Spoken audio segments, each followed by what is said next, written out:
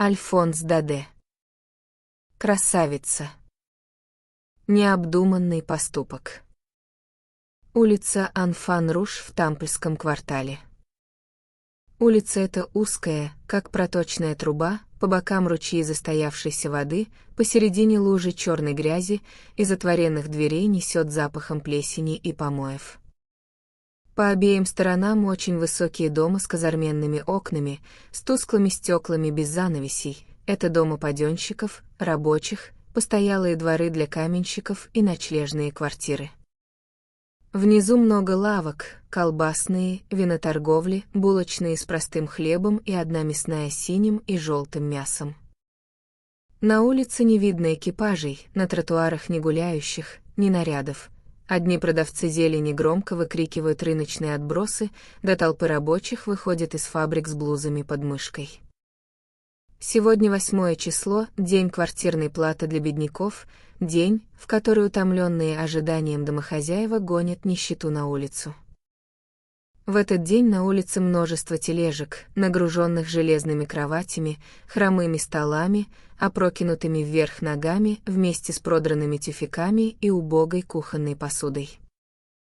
Нет ни клочка соломы в упаковке этой жалкой, искалеченной мебели, измученной путешествиями по грязным лестницам и перетаскиванием из чердаков в подвалы. Надвигаются сумерки.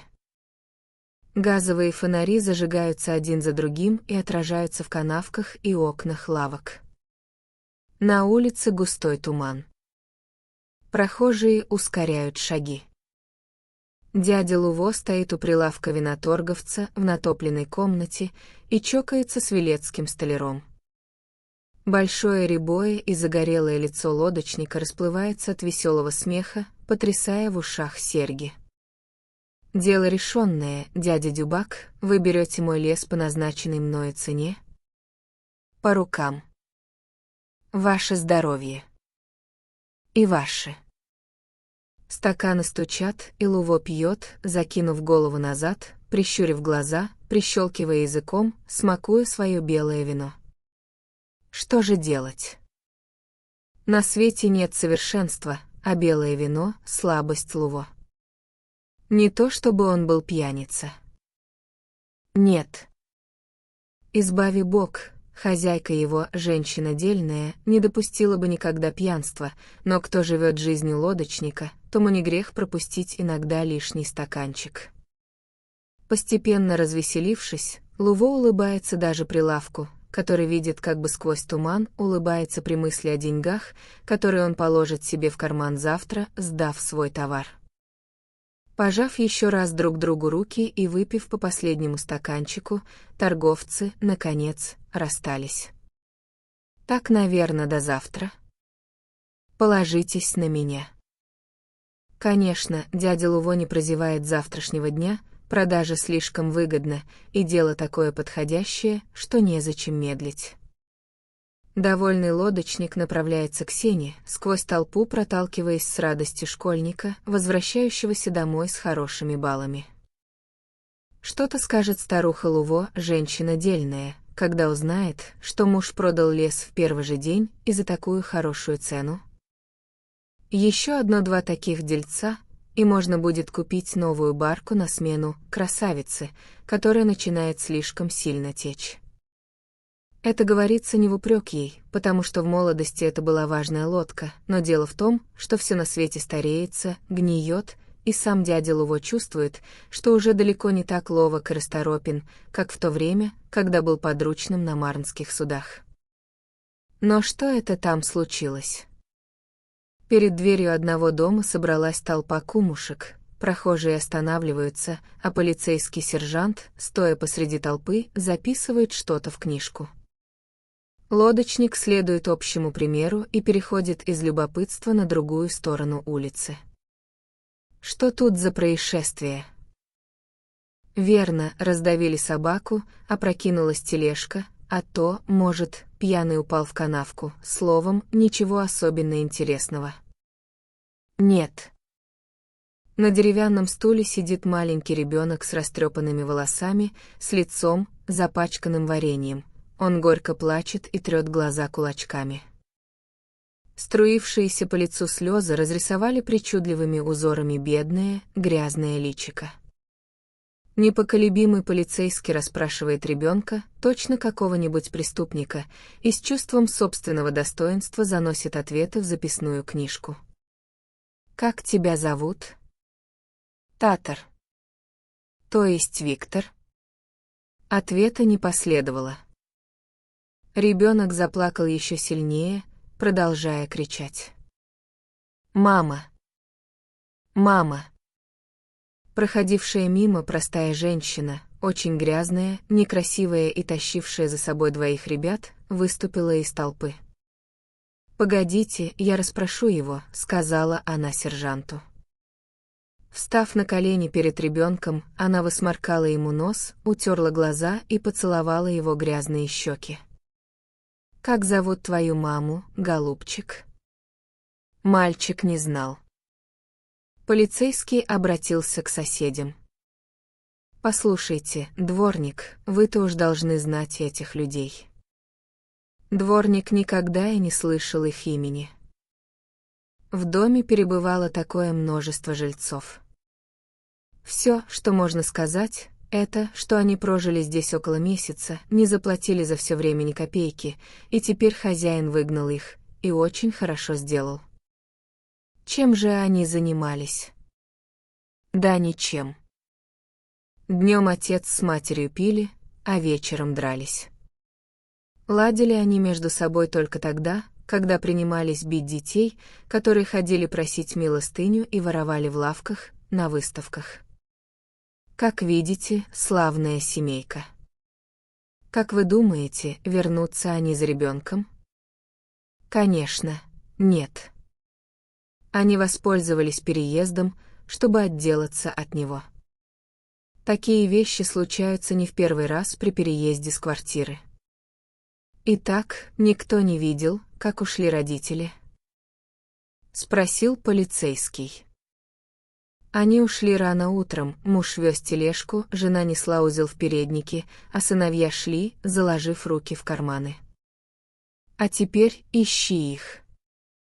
Прохожие приходили в негодование, осуждали родителей и шли своим путем. А несчастный малютка сидел тут с 12 часов. Мать, усадив его на стул, наказала ему: «Будь умницей». И с тех пор он все ждал. Проголодавшись, ребенок стал кричать, тогда хозяйка мелочной лавочки жалилась и дала ему ломоть хлеба с вареньем. Но тортинка была уже давно съедена, и ребенок принялся снова плакать. Бедный малютка умирал от страха. Он боялся собак, бродивших около него, боялся наступавшей темноты, незнакомых людей, заговаривавших с ним, и бедное маленькое сердечко билось у него в груди так же сильно, как у умирающей птички. Толпа, окружавшая его, все увеличивалась, и утомленный этой сценой полицейский взял малютку за руку, чтобы отвезти в участок. «Ну, что же, никто не желает взять ребенка? Подождите минутку». Толпа обернулась, и перед ней предстало доброе, загорелое лицо, глупо улыбавшееся и раскрывавшее рот до ушей, украшенных большими медными кольцами. «Подождите минутку. Я возьму ребенка, если никто другой не желает». Из толпы послышались восклицания.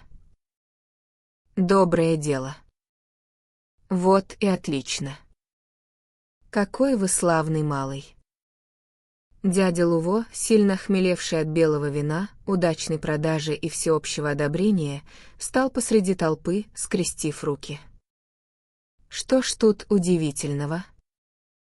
Самое обыкновенное дело. Любопытная толпа проводила Луво до полицейского комиссара, не давая охладить его энтузиазму. Там, по принятому обычаю, с него сняли допрос. «Как ваше имя?» «Франсуа Луво, господин комиссар, женатый, и даже могу сказать, женатый, к счастью, на женщине с мозгами».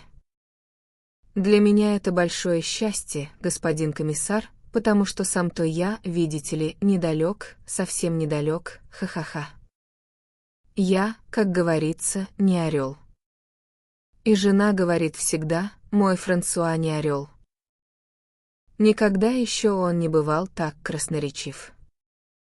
Язык его развязался, явилась самоуверенность человека, заключившего выгодную сделку и выпившего притом бутылку белого вина. Каким ремеслом занимаетесь?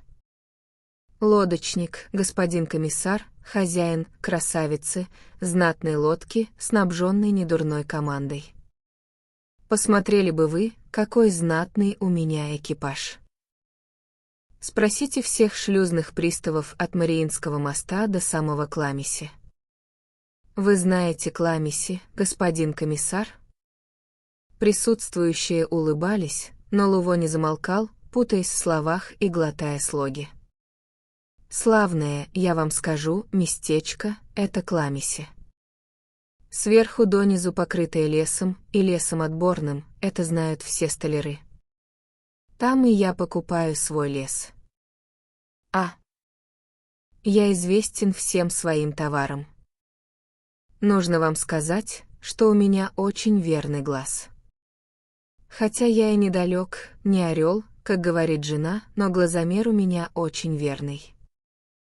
Я беру, например, дерево толщиной с вас, не в обиду вам будь сказано, господин комиссар, и обматывая его веревкой вот таким образом. И, схватив полицейского сержанта, он стал его обматывать бечевкой, вытащенной из кармана. Сержант не давался. «Оставьте меня в покое». «Стойте! Стойте! Мне хочется только показать господину комиссару». Обмотав его таким образом и сняв мерку, я начинаю умножать. Не могу вам, наверное, сказать, что и на что нужно умножить. У меня жена очень сильна в арифметике. Умная и толковая баба — моя жена. Публика громко хохотала, и даже сам господин комиссар удостоил улыбнуться. Когда смех немного утих, он спросил Луво: «Что же вы сделаете из этого ребенка?» «Уж, конечно, не рентье. Их никогда не бывало в моей семье. Он будет лодочником, как и все лодочники, честным малым. У вас нет своих детей?» «Как не быть? Одна уже ходит, другой у груди и ждем третьего. Кажется, недурно для человека, которого нельзя назвать орлом. А этот будет у нас четвертым, ну. Да где есть на троих, хватит и на четверых. Потеснимся немножко. Будем стягивать потуже пояс, да стараться продавать лес подороже». Серьги его так и прыгали от громкого смеха в то время, как он окидывал самодовольным взглядом публику. Перед ним положили какую-то толстую книгу. Не умея писать, он поставил в конце страницы крест. Наконец, комиссар передал ему ребенка. «Возьмите мальчугана, Франсуа Луво, и воспитайте его как следует. Если узнаю что-нибудь о нем, дам вам знать. Но не думаю, чтобы родители потребовали его когда-нибудь обратно. Вы, кажется, честный и добрый человек, и я доверяю вам. Слушайтесь всегда вашей жены. А теперь до свидания, допейте поменьше белого вина». Ничто не отрезвляет так быстро человека, как темная ночь, холодный туман и равнодушная суета людей, возвращающихся по своим домам. Очутившись на улице с ребенком и с гербовой бумагой в кармане, Луво мигом отрезвился. Весь энтузиазм его исчез, и перед ним встала вся несообразность его поступка. Неужели он останется навсегда таким безумцем и гордецом? Неужели он не может пройти по улице, как другие, не вмешиваясь ни в свои дела? Ему теперь уже представлялось негодование жены. Уже примет же она его, добрые люди. Беда для мягкосердого человека жена, баба с мозгами. Как теперь идти домой? Вернуться к комиссару он также не смел. Что же делать? Что же делать? Оба плелись в густом тумане. Луво жестикулировал, разговаривал один, подготавливал речь. Виктор едва волочил по грязи ножонки, мальчик выбился из сил, его приходилось тащить. Луво остановился, взял его на руки и завернул в свою куртку. Объятия маленьких ручек немножко ободрили его, и лодочник продолжал свой путь. Будь, что будет. А вернуться домой все-таки надо. Если жена выгонит их, он успеет еще отнести ребенка к комиссару, а может быть, она позволит ему переночевать эту ночь, и мальчуган хоть пообедает досыта. Они подошли уже к Аустерлицкому мосту, около которого была причалена «Красавица». В воздухе стоял нежный и приторный запах сырого дерева. Темная река была загромождена целой флотилией судов. Фонари мелькали, перепутанные цепи скрипели от равномерного движения воды. Чтобы попасть на свою барку, Луво приходилось перебраться через 2 плота, соединенные между собой мостиками. Он пробирался боязливо, ноги его дрожали, уцепившийся за шею ребенок стеснял его движение. Какая темная ночь! Только маленькая лампочка, сверкающая, как звездочка в оконце каюты, да светлая полоска, пробивающаяся над дверью, оживляют немного сонную барку. Слышен уже голос хозяйки, которая бранила детей, занимаясь стряпнёй ужина. «Перестанешь ли ты, наконец, Клара?» Отступать было уже слишком поздно, и лодочник толкнул дверь. Жена стояла спиной к нему, нагнувшись к сковороде, но она, узнав его походку, промолвила, не оборачиваясь. «Это ты, Франсуа? Что ты так запоздал?» Картофель жарился в кипящем соле, и пар от котелка, устремляясь к двери, затуманил оконные стекла каюты. Франсуа спустил ребенка на пол, и бедный малютка, охваченный теплом, чувствовал, как у него отогревались покрасневшие ручки. «Тепленько тут», — проговорил он тоненьким голоском, весело улыбнувшись. Тетка Луво обернулась. «Это еще что такое?» — вскричала она, сердито указывая мужу на оборванного малютку, стоявшего посреди каюты. «Нет. Ведь бывают же иногда такие минуты и между счастливыми супругами». Сконфуженный лодочник хохотал, раскрыв рот до ушей, не находя ответа, но в душе искренне желал быть в эту минуту на улице. Но, так как жена не спускала с него негодующего взгляда, ожидая объяснения, он рассказал, заплетаясь и перепутывая всю историю, с умоляющим взглядом собаки, чувствующей над собой поднятый кнут. Ребенок был брошен родителями, и он нашел мальчугана в слезах, на тротуаре. Тут спрашивают: «Кто хочет взять ребенка?» «Я», — отвечает он. «Берите же», — говорит полицейский комиссар. «Так ведь, мальчуган?» Тут тетка Луво разразилась гневом. «Да что ты с ума сошел или выпил не в меру? Слыхана ли на свете такая нелепость? Или тебе хочется уморить всех нас с голоду? Ты находишь, что мы слишком богаты? Что нам не переесть всего хлеба, и что у нас много лишнего места?» Франсуа молчал, рассматривая свои башмаки. «Несчастный.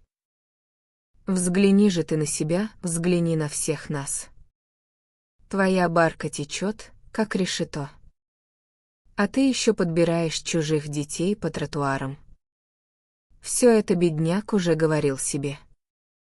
Он и не думал оправдываться и стоял, понурив голову, как преступник, слушающий свой обвинительный приговор. «Изволь отнести сейчас же ребенка к полицейскому комиссару. Если он заортачится и не захочет его взять, скажи, что жена не согласна навязать его себе на шею. Понял ты меня?»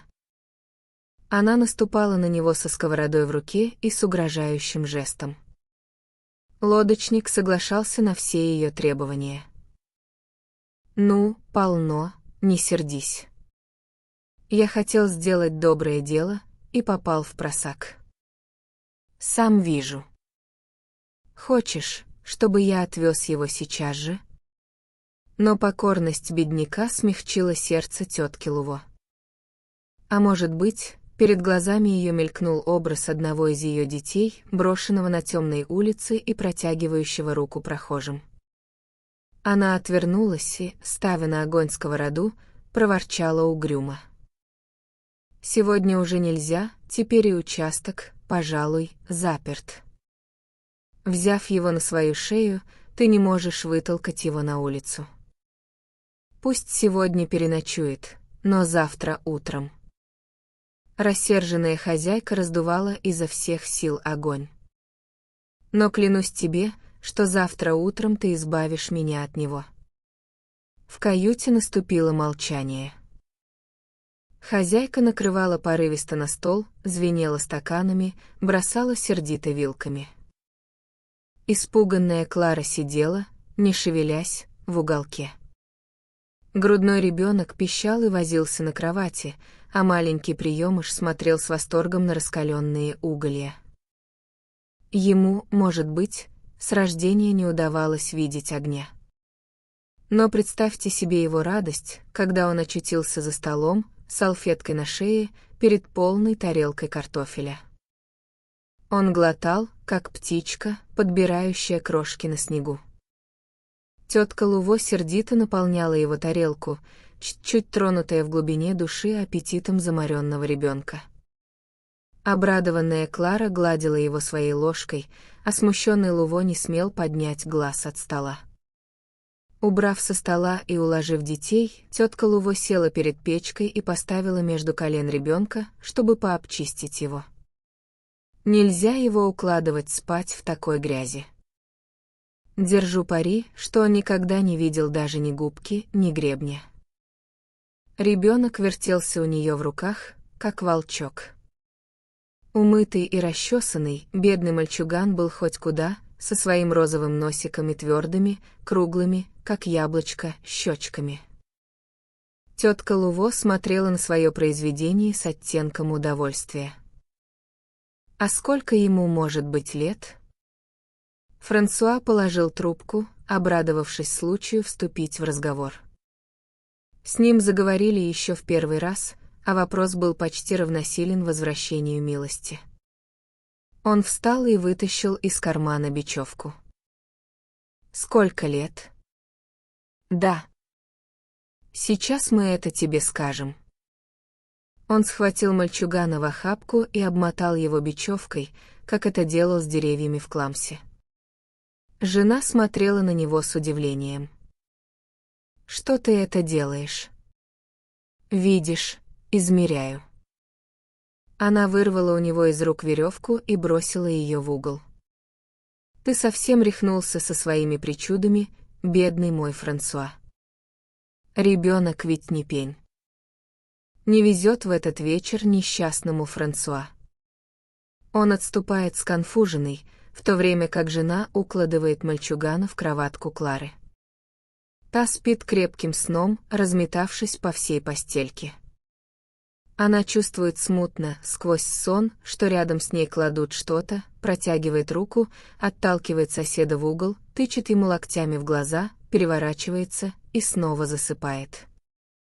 В каюте гасят лампу. Бурливое сено покачивает на своих волнах деревянный домик, а бедный маленький найденыш чувствует теплоту, разливающуюся по его телу, и засыпает с ощущением незнакомой ласки, в то время как глаза его смыкаются, чья-то рука нежно гладит его по головке.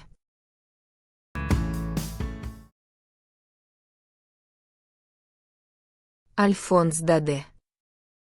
Красавица. Глава 2. Мадмуазель Клара имела обыкновение просыпаться очень рано. В это утро она была чрезвычайно изумлена, заметив, что матери нет в каюте, а на подушке рядом с ней лежит чья-то чужая голова. Она протерла глаза кулачками, схватила соседа за волосы и приподняла его с подушки. Бедный татар проснулся, чьи-то ловкие пальчики щекотали ему шею и таскали его за нос. Он осмотрелся кругом изумленными глазами и удивлялся, что сновидение не исчезает. Над головами у них слышны были шаги, на набережную перетаскивали с глухим шумом доски. Любопытство мадмуазель Клары было сильно возбуждено. Подняв кверху пальчик, она указывала приятелю на потолок, как бы спрашивая жестом: «Это что такое?» А это началась сдача леса. Велецкий столяр Дюбак явился с тележкой и лошадью ровно в 6 часов, и Луво принялся за работу с никогда не бывалым усердием. Мысль, что завтра придется отнести к комиссару этого несчастного холодного и голодного ребенка, не дала бедняку сомкнуть глаз во всю ночь. Он готовился к новой сцене утром, но у жены было другое в голове, потому что она даже и не заикнулась о мальчугане. Франсуа надеялся много выгадать, откладывая час расплаты за свое легкомыслие. Ему хотелось, главным образом, заставить жену забыть о своем существовании, и он работал, не жалея сил, из страха, что, увидев его праздным, она закричит «пожалуй». «Отведи-ка ребенка туда, откуда ты его взял, пока ты без дела». И он работал неутомимо.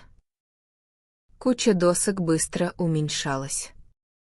Дюбак съездил уже 3 раза домой, а жена Луво, стоя с ребенком на мостках, едва успевала записывать счет отпускаемого товара.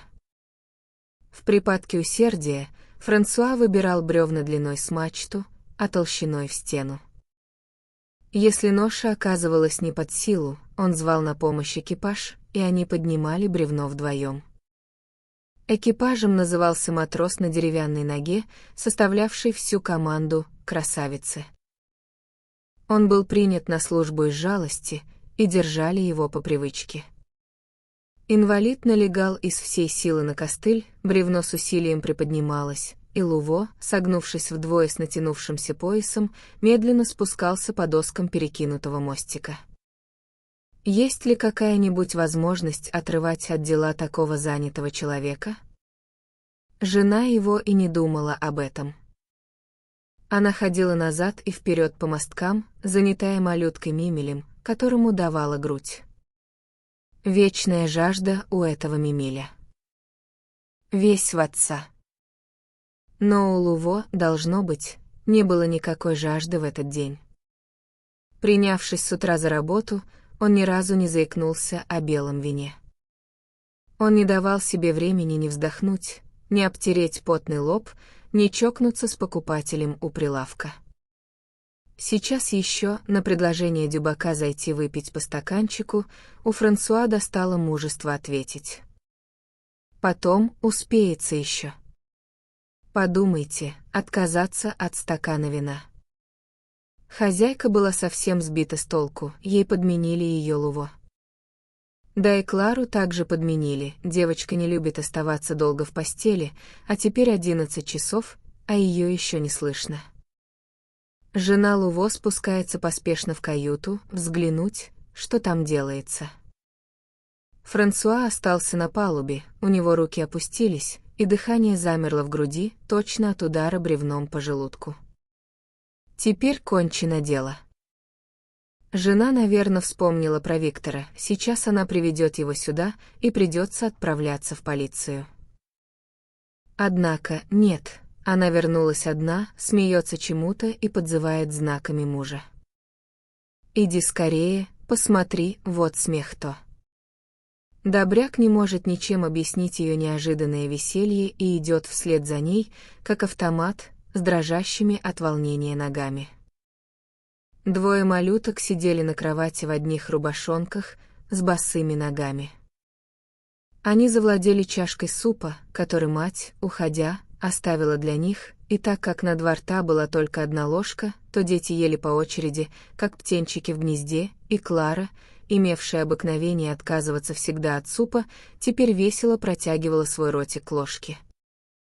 Правда, что и тот, и другой замазали себе и глаза, и уши, но ничего не разбили, не опрокинули и сидели так умно и так мило, что на них никак нельзя было сердиться.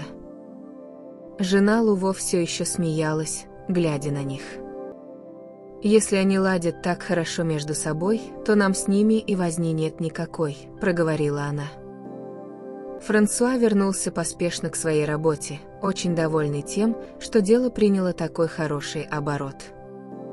При сдаче товара он имел обыкновение отдыхать днем, то есть шляться по всем прибрежным кабакам, начиная с Берсийской набережной вплоть до Пуан-дю-Жур.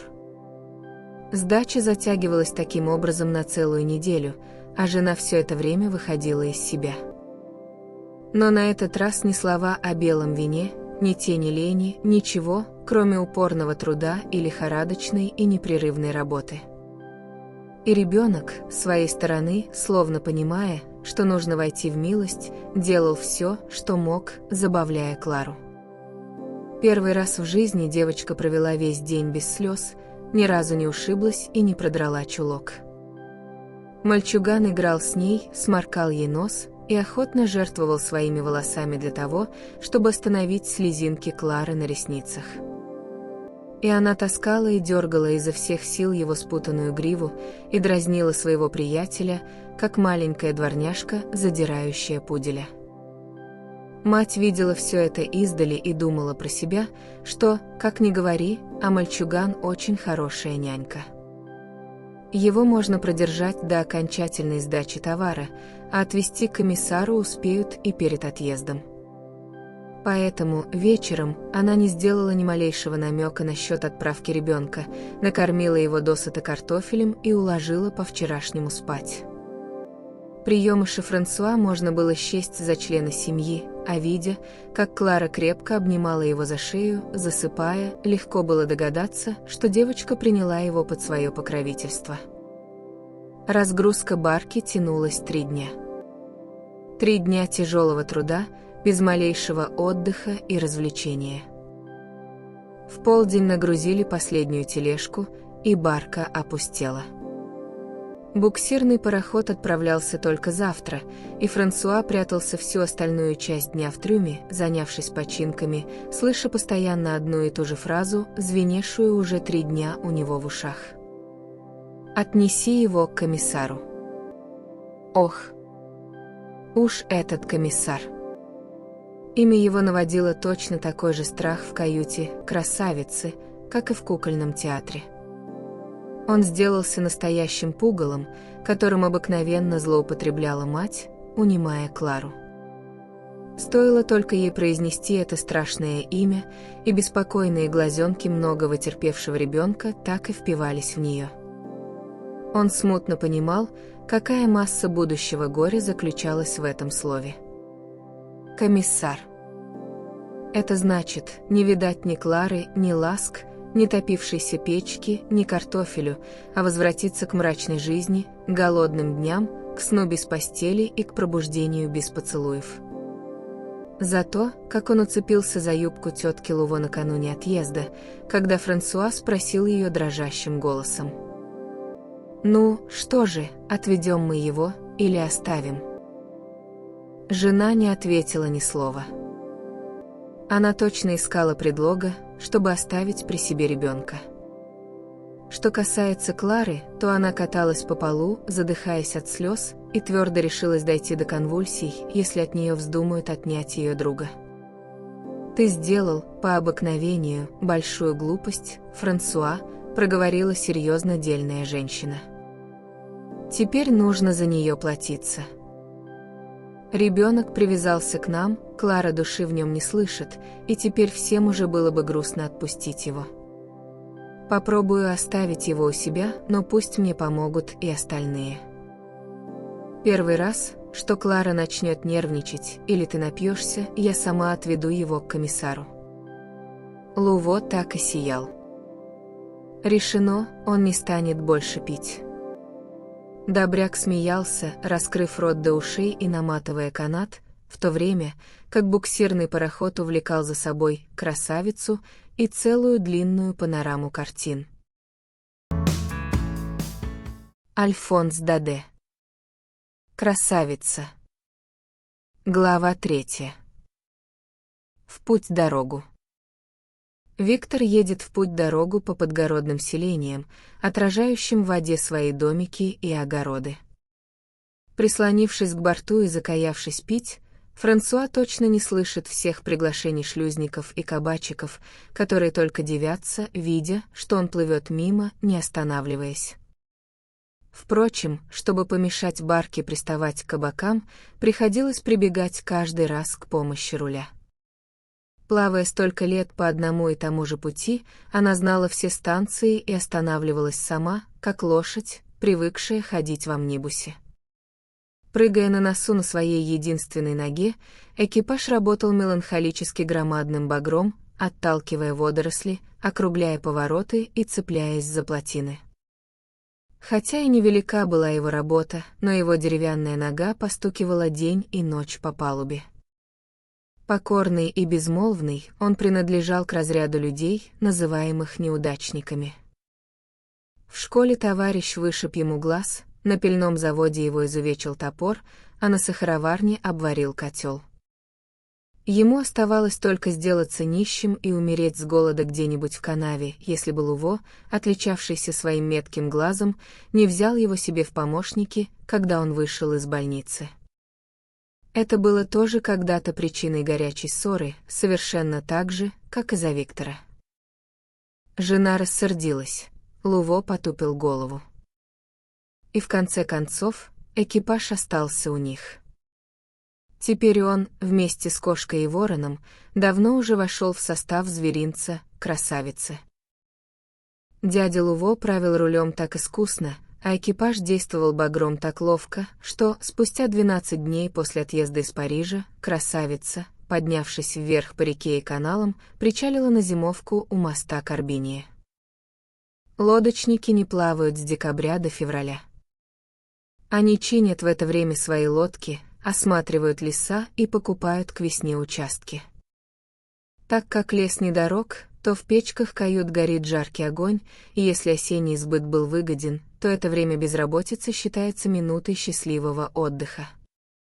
Красавицу приготовили к зимовке, то есть отцепили руль и убрали его в трюм вместе с временной мачтой, так что вся палуба была свободна для игр и беготни. Какая резкая перемена для бедного найденыша. Всю дорогу он казался ошеломленным и испуганным, точно птичка, выросшая в клетке и удивленная свободой, забывала свои и песни, и крылья. Он был еще слишком мал, чтобы восторгаться прелестями пейзажа, расстилавшегося перед его глазами, но, тем не менее, величественный вид реки, поднимавшийся между двумя убегающими вдаль горизонтами, произвел на него некоторое впечатление. Да, он точно глухонемой.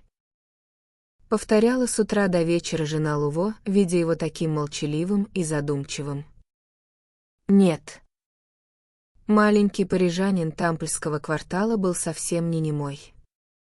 Когда он понял, что все это не сон, что он уже не вернется больше на чердак, и что, несмотря на угрозы тетки Луво, комиссара бояться нечего, язык его развязался очень скоро. Это был точно расцвет подвального цветка, выставленного на окно. Он перестал прятаться по углам, как дикий зверек, которого преследуют собаки. Впалые глаза под выпуклым лбом потеряли прежнюю тревожную подвижность, и, несмотря на оставшуюся бледность и серьезный вид, он выучился смеяться с Кларой. Девочка страстно любила товарища, как любят в эти годы, просто ради удовольствия ссориться и мириться. Несмотря на упрямство осленка, сердце у нее было очень доброе, и для того, чтобы добиться от нее послушания, стоило только вспомнить о комиссаре. Вскоре после приезда в Корбинье на свет явилась новая сестрица. Мимиль только что минуло 1,5 года, в каюте оказалась еще кровать, да и дела прибавилось, потому что, при всех расходах, нечего было и думать о найме служанки. Хозяйка ворчала так, что у экипажа дрожала даже деревянная нога. Но в местечке никто их не жалел. Крестьяне не стеснялись даже высказывать господину Кюре своего мнения, когда тот ставил им Луво в пример. «Говорите, что хотите, господин Кюре, но разве не безумие, имея 3 детей, набирать еще чужих?» Но Луво вечно были такими. Это все их тщеславие, и никакие советы не изменят их. Зла им никто не желал, но все были бы рады, если бы они получили хороший урок. Господин Кюре был человек добрый, но простоватый, и легко соглашался с другими, после чего старался подыскать текст священного писания или какое-нибудь изречение святых отцов, которое оправдало бы изменчивость его мнений. «Мои прихожане правы», — говорил он про себя, проводя рукой по плохо выбритому подбородку. Не следует искушать перст провидения. Но, так как, в сущности, Луво были славные люди, то он не лишил их своего пастырского посещения. Он застал мать в то время, как она выгадывала, как бы скроить Виктору панталоны из старой мужниной куртки, так как ребенок явился к ней без всякого багажа, а хозяйка не терпела видеть около себя лохмотьев. Она подала господину Кюре скамейку, и, когда тот, заговорив про Виктора, намекнул, что его можно было бы при протекции архиепископа поместить в Атенский детский приют, госпожа Луво, не имея обыкновения стесняться с кем бы то ни было, ответила резко: «Ребенок, конечно, тяжелая обуза для нас, господин Кюре, и я думаю, что, принеся его ко мне, Франсуа доказал еще раз, что он не орел. Сердце у меня такое же мягкое, как и у отца, но если бы Виктор встретился мне, я, конечно, пожалела бы его, но оставила бы там, где он был. Теперь же, раз мы приютили ребенка, то, конечно, не за тем, чтобы отделаться от него, и если когда-нибудь мы очутимся из-за него в затруднительном положении, то не обратимся никогда никому за милостыней». В эту минуту Виктор вошел в каюту, таща на руках Мимиля. Ребенок сердился за то, что его отняли от груди, и мстил за это, отказываясь ходить. Теперь у него резались зубы, и он кусал, кого попало.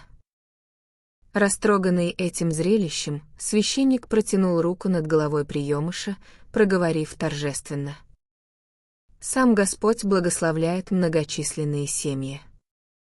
Он ушел очень довольный, что в памяти его нашлось так хорошо подходящее к случаю нравоучение.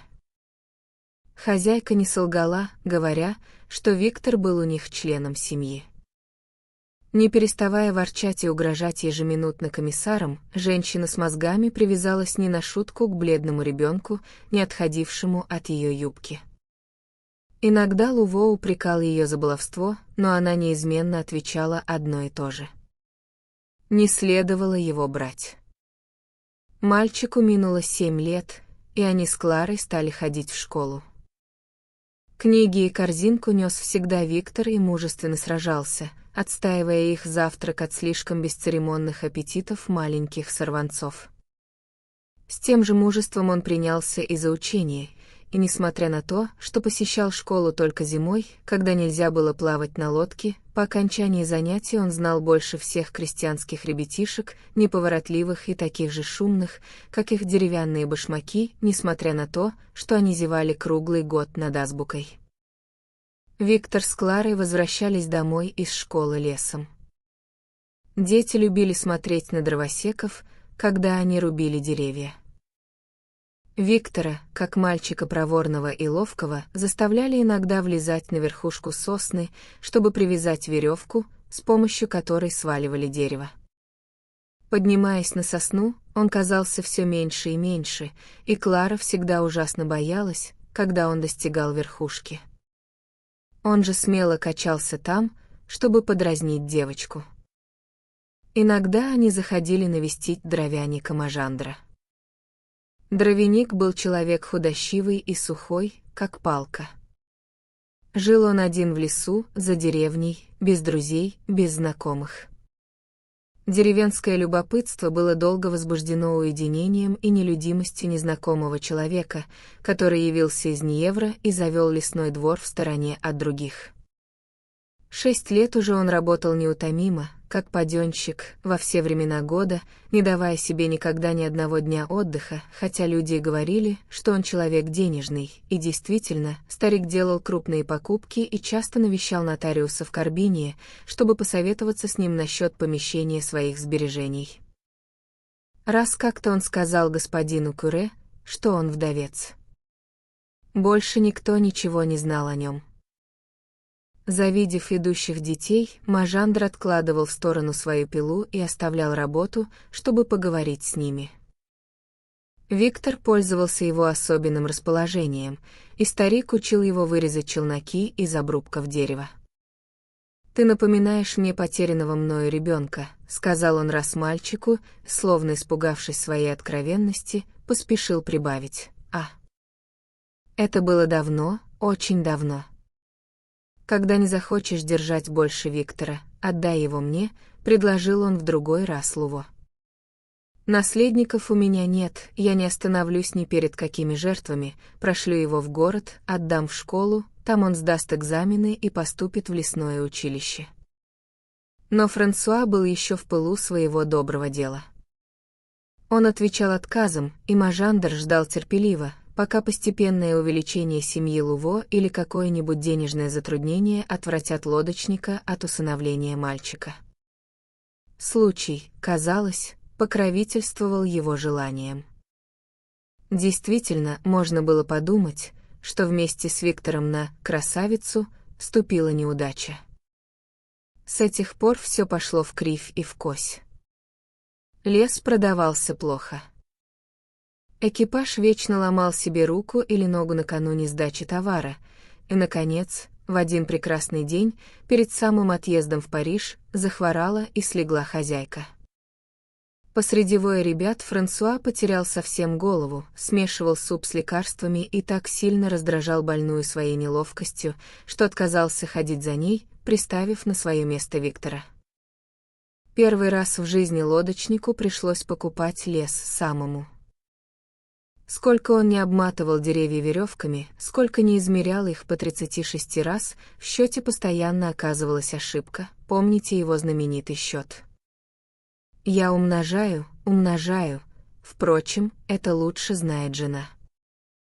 Исполнив кое-как заказ, он пустился в Париж с сильной тревогой и попал на недобросовестного покупателя, который воспользовался случаем, чтобы надуть его. Луво вернулся на барку расстроенный и сел в ногах у постели жены. «Постарайся поскорее поправиться, жена, иначе мы все погибнем», — проговорил он упавшим голосом. Хозяйка поправлялась очень медленно. Бедная женщина мужественно боролась с неудачей, делая невозможное, чтобы свести концы с концами. Будь какая-нибудь возможность купить новую лодку, они могли бы еще поднять торговлю, но то, что было отложено, ушло на болезнь, а барышей едва доставало, чтобы заткнуть дыры, выбившиеся из сил красавицы. Виктор сделался для них тяжелой обузой. Это был уже не 4-летний ребенок, одежда которому выходила из старой куртки, а содержание почти ничего не стоило в семье. Теперь ему было уже 12 лет, ел он за большого, несмотря на то, что оставался худеньким, нервным мальчиком, которому нельзя было и думать поручить работать багром, когда экипаж ломал себе что-нибудь. Все шло чем дальше, тем хуже. Последний раз добрались с большим трудом до Кламиси. Красавица текла со всех сторон, починки были уже недостаточны, нужно было обновить всю подводную часть или, вернее сказать, дать ей отставку и заменить ее новой лодкой. Раз, в мартовский вечер, перед самым отъездом в Париж, озабоченный Луво, рассчитавшись с Мажандром, собрался идти домой, когда дровяник пригласил его зайти к себе в дом распить бутылку вина. «Мне нужно переговорить с тобой, Франсуа». Они вошли в избушку. Мажандр налил 2 стакана вина, и приятели уселись за столом, друг против друга. «Нужно тебе сказать, Луво, что я не всегда был таким одиноким, как ты меня видишь. Помню время, когда у меня было все, что нужно для счастья, и имущество, и жена, которая меня крепко любила. Я потерял все разом, и по своей вине. Плотник смолк, признание, которое он намеревался сделать, застряло у него в горле. Я не был никогда злым человеком, Франсуа, но у меня был порок. У тебя? Он остался и до сих пор. Я люблю больше всего деньги. Это то и было причиной всех моих несчастий. Каким же это образом, бедный мой Мажандр? Слушай, что я тебе расскажу. После женитьбы, когда у нас родился ребенок, мне пришло в голову послать жену в Париж, в кормилице. Это очень выгодное дело, если муж — человек солидный и может управлять домом один. Жена ни за что не хотела расставаться с ребенком. «Послушай», — говорила она, — «мы и без того зарабатываем достаточно. Это будут проклятые деньги. Они не пойдут нам впрок. Оставь этот заработок людям бедным, обремененным семьей, и избавь меня от горя разлуки с вами». Я ничего не хотел слушать, Луво, и принудил ее ехать. Ну, и что же? А то, что жена моя, найдя место, отдала ребенка одной старухе, чтобы отвезти его домой. Проводила их сама на железную дорогу, и с тех пор о них ни слуху, ни духу. А что же твоя жена-то, бедный мой Мажандр? Когда ей сообщили это известие, у нее бросилось молоко в голову, и она умерла. Оба умолкли, Луво, тронутый тем, что слышал, Мажандр, подавленный своими воспоминаниями. «В наказание себе», — заговорил опять плотник, — «я обрек себя на жизнь, которую веду. Я прожил 12 лет вдали от людей и выбился из сил. Я боюсь умереть одиноким. Сжалься надо мной, Франсуа, отдай мне Виктора, пусть он заменит мне потерянного ребенка». Луво был сильно смущен. Виктор, правда, стоил им очень дорого. Но если они расстанутся с ним теперь, когда он уже будет скоро полезен, все жертвы, принесенные для того, чтобы его вырастить, пропадут бесследно. Мажандр угадал его мысли. «Само собой разумеется, Франсуа, что я вознагражу тебя за все потери, если ты отдашь мне Виктора. Да и для него это было бы недурное дело. Видя в лесу учеников лесного училища, я каждый раз думаю, и мой сын мог бы быть таким же барином, как эти господа. Виктор трудолюбив, нравится мне, и ты знаешь, что я буду обращаться с ним, как с сыном. Ну? Решай же, согласен ли?» Вечером, уложив детей, вопрос этот обсуждали в каюте красавицы. «Видишь ли, Франсуа, мы сделали для этого ребенка все, что могли», — рассуждала умная женщина.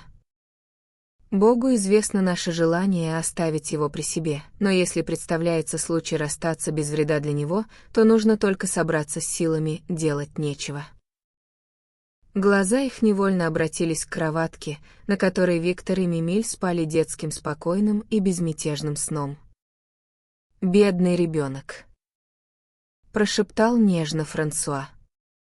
В каюте слышны только мерные удары волн об лодку, да по временам доносятся звуки железнодорожного свистка, рассекающего темноту. «Да поможет нам Господь, а я не отдам его, Франсуа». Зарыдала вдруг тетка Луво. Альфонс Даде. Красавица. Глава 4. Тяжелые времена. Виктор ушел уже 15-й год. Бледный ребенок вырос как-то вдруг, преобразившись незаметно в дюжего широкоплечего молодца со спокойными движениями. Плавая с малых лет на «красавице», он уже знал дорогу не хуже любого старого лодочника, помнил все отмели, угадывал высоту воды и работал то багром, то на руле. Красный пояс придерживал его широкую куртку, раздувавшуюся на спине. Как только Луво оставлял его у руля, Клара, превратившаяся почти уже во взрослую девушку, усаживалась рядом с ним, любуясь его спокойным лицом и сильными движениями. Путь из Карбини в Париж был особенно труден в этот раз. Сена, поднявшись от сильных осенних дождей, разрушила почти все запруды и неслась к морю, как бешеное животное. Встревоженные лодочники спешили сдавать товар, так как река текла уже в уровень с набережными, а депеши, посылаемые ежечасно со всех шлюзных постов, предсказывали новое повышение воды. Прошел слух, что притоки размыли все плотины, залили поля, и вода все идет на прибыль и на прибыль. Набережная наполнилась озабоченной толпой, множеством тележек и лошадей, над которыми махали своими гигантскими руками паровые журавли. Винный рынок был уже пуст. Ломовые увозили последние ящики с сахаром. Машинисты покидали свои буксирные пароходы, набережные пустели, длинные вереницы вазов бежали от наводнения, как отступающая армия. Замешкавшись в дороге от бурной погоды и остановок в темные безлунные ночи, Луво отчаивались сдать свой товар вовремя. Все горячо принялись за дело и работали усердно до поздней ночи, при свете фонарей и газовых рожков. К 11 часам весь груз был сложен на берегу, около самых перил набережной. Видя, что Дюбак не возвращается со своей тележкой, семья улеглась спать. И ужасная же была эта ночь. Цепи, не переставая, громко звенели, барочная обшивка немилосердно трещала, лодки стучали одна о другую. Расшатанная непрерывными толчками, красавица стонала, точно мученик на пытке. Не было никакой возможности заснуть. Луво, жена его, Виктор и экипаж поднялись на рассвете, оставив детей спать. За ночь вода в Сене поднялась еще выше. Бурная и волнующаяся, как море, зеленая река бесновалась под низко нависшим небом. На набережных не было ни малейшего движения. На реке не виднелось ни одной лодки, только обломки кровель до заборов быстро неслись по течению. Позади мостов рисовался в тумане силуэт собора Парижской Богоматери. Нельзя было терять ни минуты, вода залила уже нижнюю часть берега, и волны, лизавшие края досок, успели уже разрушить несколько ярусов бревен. Франсуа, тетка Луво и Дюбак поспешно нагружали тележку, стоя по колено в воде. Вдруг рядом раздался сильный треск, напугавший их всех. Огромный плот, нагруженный жерновым камнем, разорвав цепь, раскололся надвое и скрылся под водой около самой набережной, взволновав воду. В то время, как они стояли неподвижно, ошеломленные этим неожиданным крушением, сзади них послышался новый шум. От сильного сотрясения красавица сорвалась с цепи и отделилась от берега. «Дети! Мои дети!» — вскрикнула тетка Луво, обезумев от ужаса. Виктор уже бросился в каюту и вернулся на палубу, держа на руках меньшего ребенка. Клара и Мимиль выбежали за ним, протягивая руки к набережной. «Берите их скорее! Скорее лодку! Бросьте веревку! Что тут делать?» Нечего было и думать переправить всех вплавь. Бесполезный калека экипаж бегал, растерявшись, взад и вперед по палубе.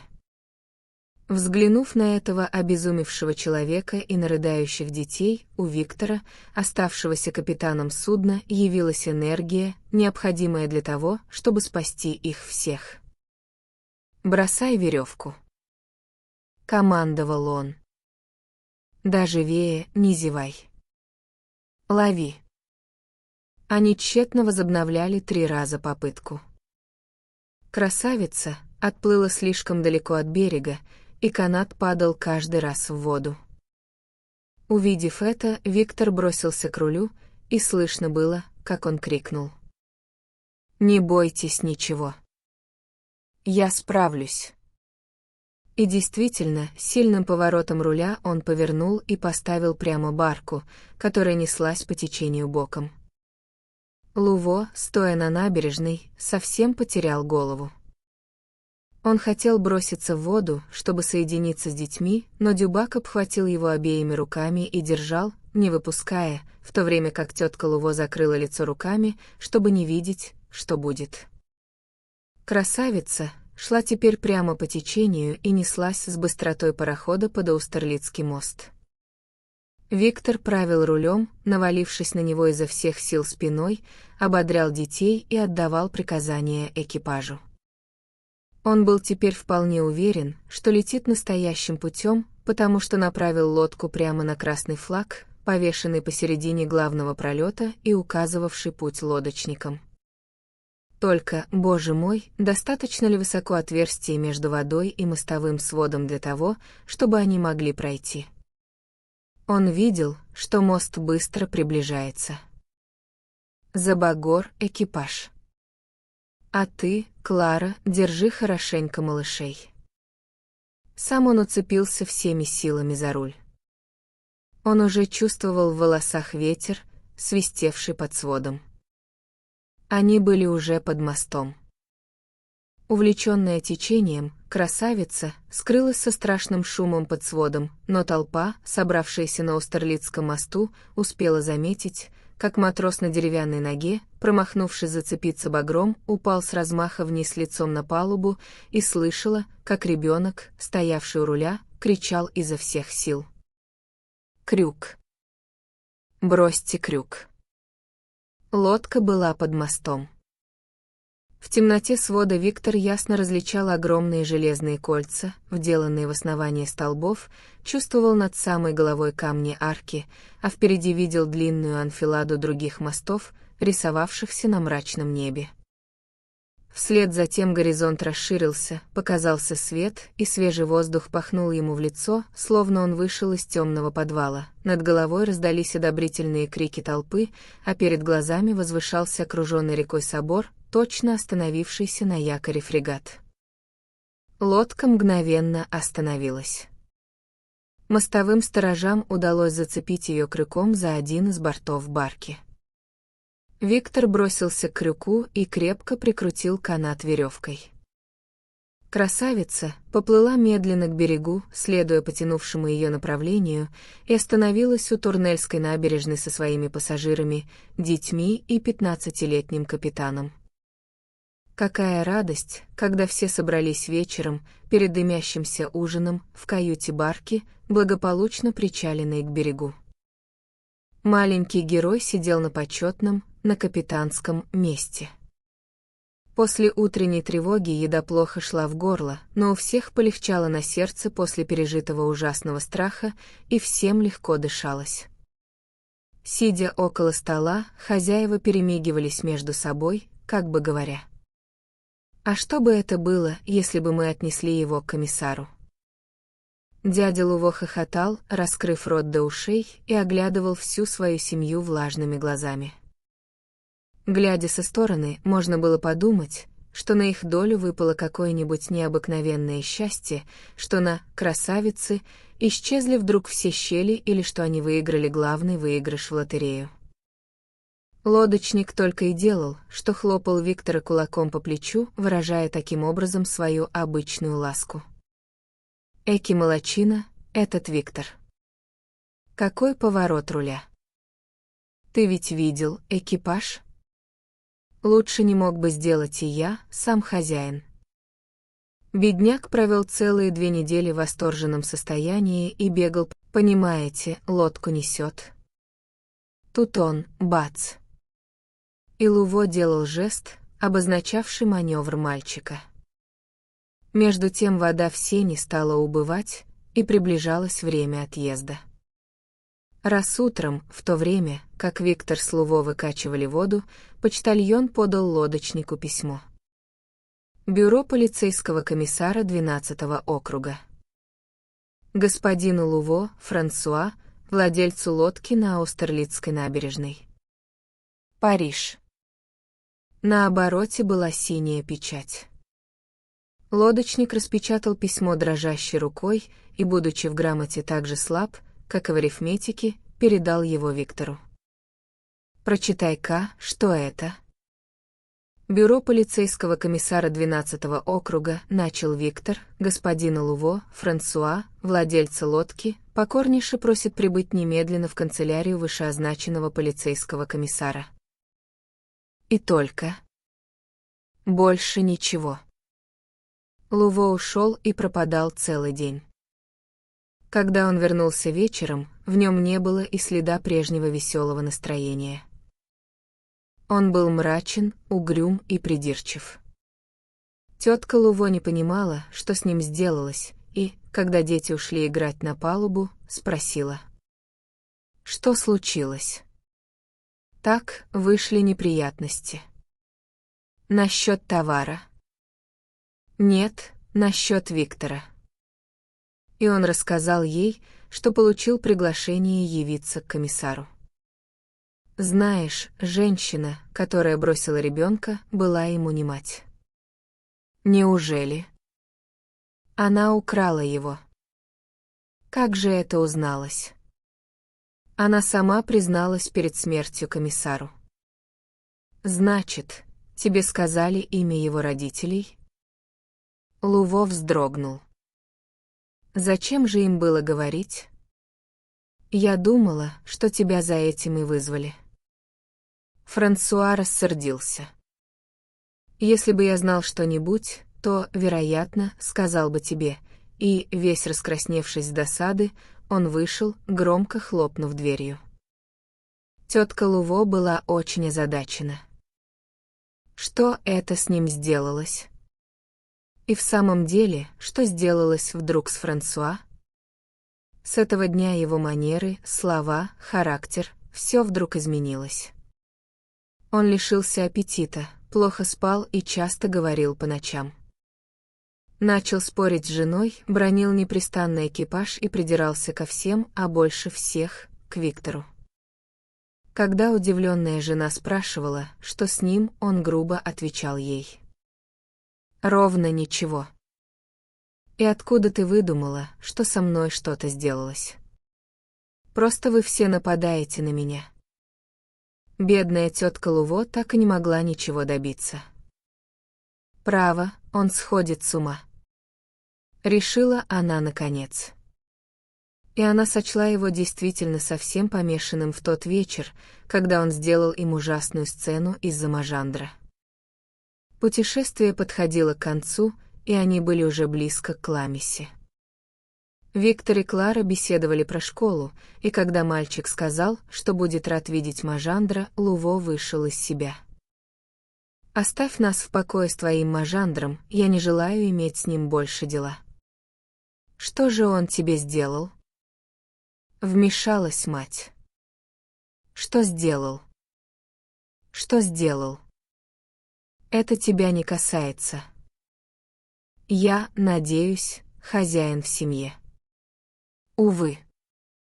Теперь он был таким полновластным хозяином, что, вместо того, чтобы остановиться, по обыкновению, в Карбинии, поплыл дальше, поднялся еще 2 лье к самому лесу. Он объявил, что Мажандр только о том и думает, как бы надуть его при каждой продаже, и что он будет теперь вести дела с другим продавцом. Они стояли слишком далеко от деревни для того, чтобы ходить в школу, поэтому Виктор и Клара проводили целые дни в лесу, собирая хворост. Утомившись тащить свою тяжелую ношу, они опускали ее на краю канавы и садились на землю посреди цветов. Виктор вытаскивал из кармана книгу и заставлял Клару читать. Они любили смотреть на солнце, пробивавшееся сквозь ветви деревьев и бросавшие свои дрожащие золотые лучи на их волосы и книгу. Около них жужжали тысячи насекомых, вдали стояла лесная тишина. Засидевшись в лесу, нужно было спешить домой, по прекрасной широкой аллее, прорезанной густой тенью стволов. В конце аллеи виднелась высокая мачта «Красавицы», а вдали, в легком тумане, поднимавшемся от реки, мелькал огонек. Эта тетка Луво стряпает ужин на берегу, на открытом воздухе. Маленькая сестренка валяется по земле. Экипаж и Луво курят молча трубки. Раз, перед ужином, они увидели, что кто-то вышел из леса и направляется к ним. Никак это Мажандр. Это был действительно дровосек, но поседевший и состарившийся. Он шел, опираясь на палку, и, казалось, задыхался от усталости. Подойдя к Луво, он протянул ему руку. «Ну, что?» «Ты изменил мне, Франсуа». Лодочник пробормотал какой-то невнятный ответ. «Я нисколько не сержусь на тебя», — продолжал старик. Вид у него был такой усталый, что тетке Луво сделалось жаль его. Не обращая внимания на неудовольствие мужа, она предложила ему присесть на скамейку. «Надеюсь, вы не больны, господин Мажандр?» «Я немножко простудился». Говорил он медленно и очень тихо. Горе смягчило его. Он рассказал, что уезжает из этой местности и намерен переселиться на житье в Ньеврском департаменте.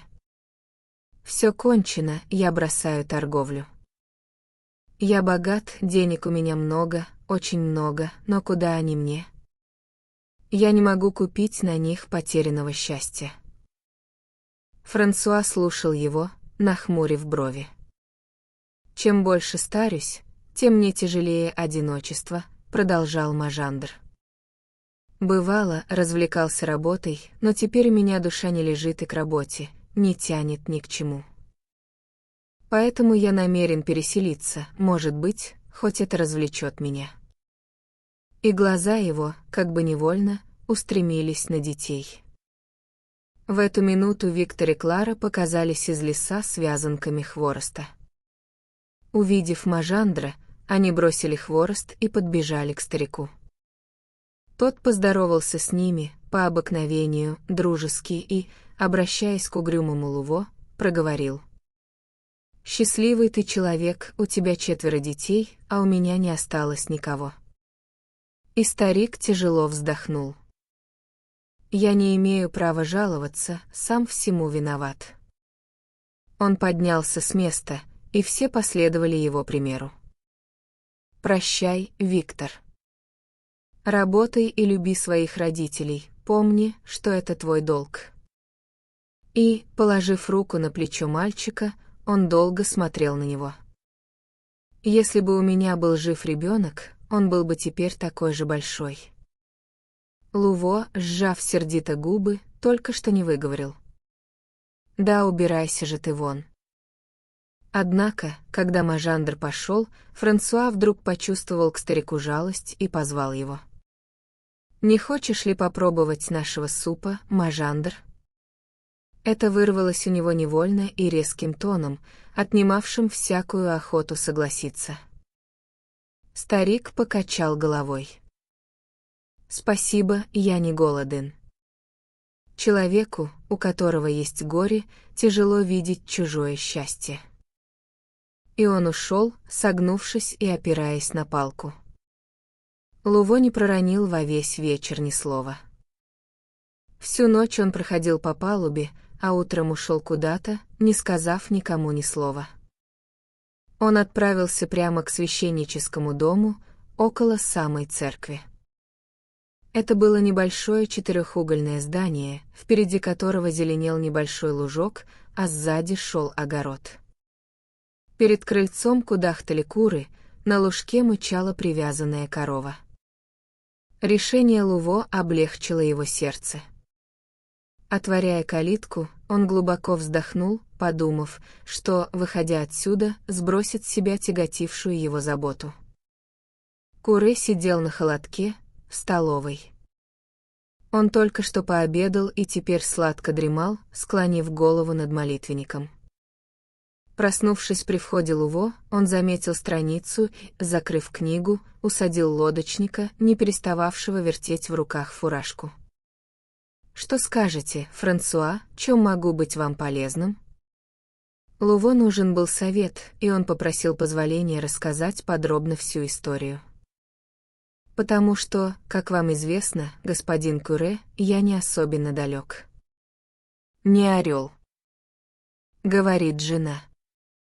И, развеселившись этим вступлением, он рассказал все дело, запыхавшись, весь красный, не отрывая глаз от козырька своей фуражки. Помните, господин Кюре, Мажандр сказал вам раз, что он вдовец? А вдовел он 15 лет тому назад. Жена его приехала в Париж, в кормилице. Показав, по обыкновению, ребенка доктору, она покормила его в последний раз грудью и отдала дитя разносчице. Что это значит, разносчица, Франсуа? Это женщина, которая доставляет по домам детей-кормилиц, господин Кюре. Она укладывает их, как котят, в корзинку. Странное ремесло. А им занимаются честные люди, господин Кюре. Но жена Мажандра попала на женщину незнакомую, на какую-то колдунью, которая воровала детей и отдавала их за плату другим ленивицам, а те таскали их по улицам, чтобы разжалобить народ. Что это вы рассказываете, Франсуа? Истинную правду, господин Кюре. Эта скверная женщина накрала множество детей, и в числе их и малютку Мажандра. Она продержала его у себя 4 года, стараясь выучить его просить милостыню, но ребенок был сыном честного отца и никогда не соглашался протягивать руку. Тогда она бросила его на улице, на Божью волю. Только 6 месяцев назад, в больнице, перед смертью, у нее проснулась совесть. А я знаю по опыту, как тяжелы упреки совести, господин Кюре. И бедняк поднял глаза кверху, как бы давая клятву, что не лжет. Тогда она попросила позвать полицейского комиссара и назвала ему имя ребенка, а тот повторил его мне. Это мой Виктор. Виктор, сын Мажандра. Вскричал господин Кюре, выронив из рук молитвенник. В этом нет никакого сомнения. Священник не мог прийти в себя от изумления и бормотал несвязные фразы, в которых слышалось «бедное дитя, перст Божий». Он встал, прошелся по комнате, подошел к окну, налил себе стакан воды и, наконец, остановился перед Франсуа, засунув руки за пояс. Он придумывал какое-нибудь нравоучение, приличное случаю, и, не придумав ничего, проговорил. «Ну, что же? Нужно возвратить его отцу». Луво вздрогнул. «Это-то меня и смущает, господин Кюре. Вот уже полгода, как я знаю эту историю, и у меня не достало до сих пор мужества рассказать это не только кому-нибудь, но даже и жене. Мы приняли столько горя, чтобы вырастить ребенка, перенесли вместе так много нужд, что теперь и не знаю, как у меня достанет сил расстаться с ним». Все это было совершенно верно, и, жалея Мажандра, нельзя было не чувствовать жалости и к бедному Франсуа. Жалея их обоих, господин Кюре не знал, что делать, и призывал мысленно внушение свыше. На лбу его показались крупные капли пота, и, забывая, что Франсуа пришел сам к нему за советом, он проговорил задыхающимся голосом. «Послушайте, Франсуа, поставьте себя на мое место и скажите, что бы вы посоветовали?» Лодочник опустил голову. «Я вижу, что нужно отдать Виктора, и почувствовал это особенно в тот день, когда Мажандр зашел к нам. У меня сердце надрывалось, видя его таким старым, грустным, больным.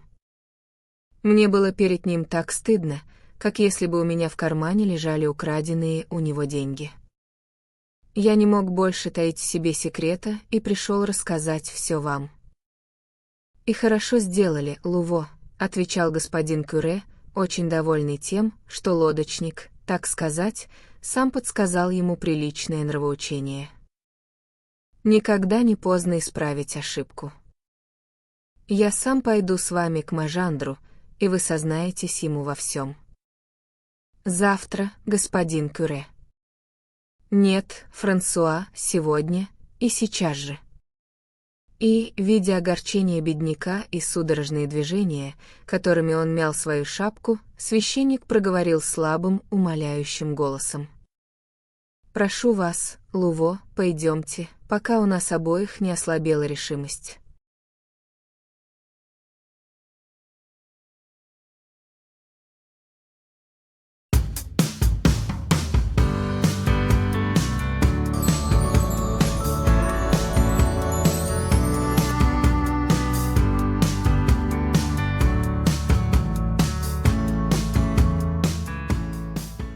Альфонс Даде красавица.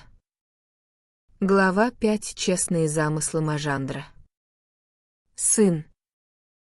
У Majandra сын. Он не спускает с него глаз, сидя против Виктора на скамейке вагона, уносящего их с грохотом в Ньевр. Это было настоящее похищение. Старик увел сына, почти не сказав спасибо, как какой-нибудь скряга, который, выиграв главный выигрыш в лотерее, спешит унести свое сокровище. Он не хотел видеть своего ребенка окруженным прежними привязанностями. Он жаждет сам его любви с такой же жадностью, которую чувствовал прежде к золоту, и не допускает ни займа, ни раздела. Сокровище должно принадлежать безраздельно одному ему, и кругом не нужно завистливых и заискивающих глаз. В ушах Majandra шумит сильнее поезда. Голова его горит, как локомотив. Но мечта его летит быстрее всяких локомотивов и экстренных поездов, перескакивая дни, месяцы и годы. Он видит мысленно перед собой 20-летнего Виктора, затянутого в темно-зеленый мундир с серебряным шитьем. Он уже воспитанник лесного училища. Кажется даже, что на боку воспитанника Majandra болтается шпага, а на голове надета набекрень треуголка, как у политехника, потому что все школы и мундиры несколько перепутались в голове Majandra. Но что за беда? Дровяник не постоит ни за галунами, ни за позолотой. Он в состоянии заплатить за все, и Виктор — барин, перед которым мужчины будут снимать шляпы и который будет сводить с ума барынь. А в уголке где-нибудь старик с мозолистыми руками скажет с гордостью: «Это мой сын. Ну, пойдем, сынок». И сынок думает также в это время, надвинув на глаза в ожидании треуголки, свой маленький берет. Ему хочется скрыть свои слезы от отца. Но разлука была так неожиданна. Поцелуй Клары и теперь еще горит у него на щеке. Дядя Луво отвернулся. Тетка Луво побледнела, как полотно. А Мимиль, чтобы утешить его, притащил ему свою чашку супа. Все. Даже Мимиль. Как-то они будут теперь жить без него. Как он сам будет жить без них? И будущий ученик лесного училища так смущен, что, когда отец заговаривает с ним, он постоянно отвечает ему: «Да, господин Majandra». Не конец еще мытарством маленького лодочника, красавицы. Чтобы сделаться барином, недостаточно одних денег, придется еще перенести много горя и труда.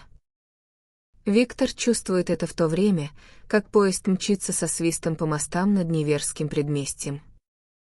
Ему кажется, что он уже видел когда-то, в далеком и грустном прошлом, эти узкие улицы, узкие, как тюремные окна, на которых висят обтрепанные лохмотья.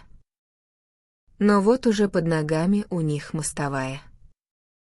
Кругом шумит и суетится любопытная толпа, и люди, нагруженные чемоданами, гремят извозчичьи кареты и тяжелые железнодорожные амнибусы, которые берут с боя и спешат занять путешественники со стянутыми ремнями пледами. Виктор с отцом выехали в извозчичьей карете за решетки вокзала. Дровяник не расстается со своей идеей.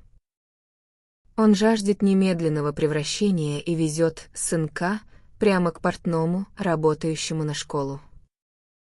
Лавка новенькая, прилавки блестят, как зеркало, хорошо одетые молодые люди отворяют покупателям двери с тонкой, снисходительной улыбкой. Они показывают Мажандру премию иллюстрированной моды, на которой школьник курит папироску в обществе амазонки, какого-то господина в охотничьем костюме и невесты в белом атласном платье. У портного есть как раз готовый форменный сюртук с прямыми полами и золотыми пуговицами. Он раскидывает его перед глазами дровяника. «Ты будешь в нем точно военный», — восклицает сияющий гордостью Мажандр. Один господин, без сюртука, в жилете с клеенчатым сантиметром на шее, подходит к воспитаннику Мажандра и снимает с него мерку. Эта операция вызывает у маленького лодочника воспоминания, от которых глаза его наполняются слезами. Причуда Луво, негодование женщины с мозгами и все, что он оставил позади. Теперь всему конец. Между молодым человеком, которого Виктор видит в зеркале в форменных панталонах, и маленьким подручным на «красавице», не осталось ничего общего. Портной толкнул презрительно ногой под прилавок, как кучу лохмотьев, его униженную куртку. Виктор чувствует, как с него снимают все его прошлое. И как снимают. Его заставляют отказаться даже от воспоминаний. «Нужно порвать со всеми недостатками вашего прежнего воспитания», — говорит строго директор, не скрывая своего недоверия. И, чтобы облегчить перерождение мальчика, решено, что он будет ходить в отпуск в первое воскресенье каждого месяца. Как горько плакал бедный ребенок в первый вечер, проведенный им в холодном и грустном дартуаре, в то время, как другие воспитанники громко храпели на своих железных кроватях, а воспитатель увлекался романом, который читал украдкой, при свете ночника. Что он вытерпел во время проклятых рекреационных часов, когда товарищи задирали и тормошили его. Как он грустил во время учения уроков, уткнувшись носом в свой пюпитр и вздрагивая от крика воспитателя, который колотил по кафедре, повторяя постоянно одну и ту же фразу. «Тише, господа, тише». Этот крикливый голос будет в нем все тяжелые воспоминания и отравляет ему жизнь.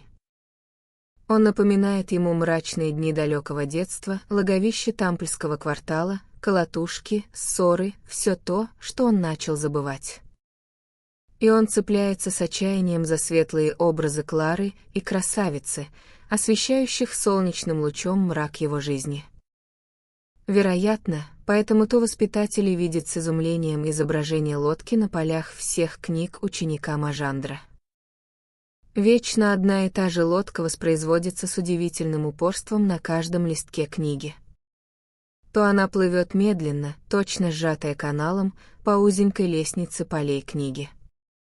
То выплывает целиком на теоремы, забрызгав фигуры и мелкий текст задач и объяснений. То плывет на всех парусах по океану созвездий. Тут-то она располагается со всеми удобствами, распускает паруса, и флаг ее свободно развивается. Директору надоели постоянные жалобы, с которыми к нему непрестанно обращаются, и он решается, наконец, поговорить об этом со стариком Мажандром. Дровяник не может прийти в себя от изумления. Такой кроткий мальчик. Он упрям, как осел. Такой умненький.